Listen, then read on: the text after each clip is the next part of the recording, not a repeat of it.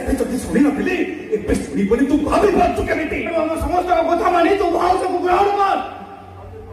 ଆଉ ଯଦି ଗ୍ରହଣ ନ କରେ ତାହେଲେ ମୁଁ ତୋତେ ତେଜପୁତ୍ର କରିବି।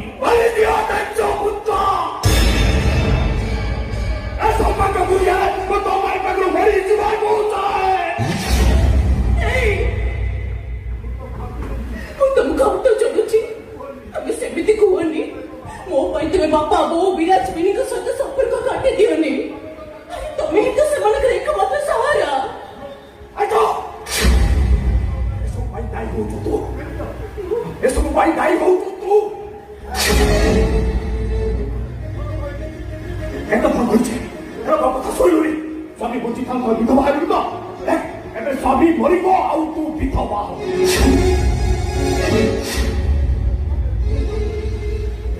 ନିଜକୁ ଶେଷ କରିଦେବି। ଏ ବିଶ୍ୱାସ ତୁ କେତେବେଳେ ଦେଖିଛୁ? ମୁଁ ପାଗଳ ହେଇଯାଇଛି, ପାଗଳ ହେଇଯାଇଛି ମୁଁ। ମୁଁ ଯଦି ଏଠି ରୁହେ ତାହେଲେ ମୋ ପ୍ରେମିକା ଆସିକି ଆତ୍ମହତ୍ୟା କରିବ। ଆସି ଆତ୍ମହତ୍ୟା କରେ ମୁଁ କେବେ ବଞ୍ଚି ପାରିବିନି। ନା, ସେ ଆତ୍ମହତ୍ୟା କରିବା ପୂର୍ବରୁ ମୋ ନିଜକୁ ମୁଁ ଶେଷ କରିଦେବି।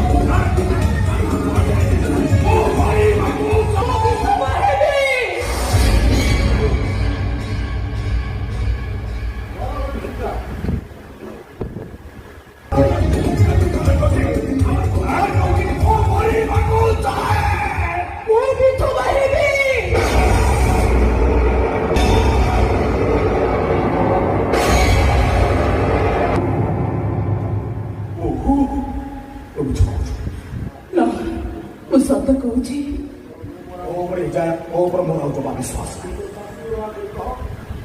ତୋର ଶାଶୁ ଶ୍ୱଶୁର ନାଁ କାହିଁ କହ? ତୁ ମୋ କଥା ରଖିବୁ, ତୁ ବିଧବା ହବୁ। ହଁ, ତମ କଥା ମୁଁ ମାନିବି। ମୁଁ ମୋ ଶାଶୁ ଶ୍ୱଶୁରଙ୍କ ନାମ ଖାଇ କହୁଛି,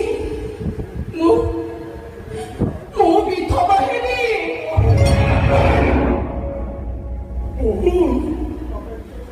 ହଁ ବାପା, ହଁ ବୋଉ, ତମ ପୁଅର ଜୀବନ ରକ୍ଷା ପାଇଁ ମତେ ଯଦି ବିଧବା ହବାକୁ ହବ ତାହେଲେ ମୁଁ ନିଶ୍ଚୟ ବିଧବା ହେବି।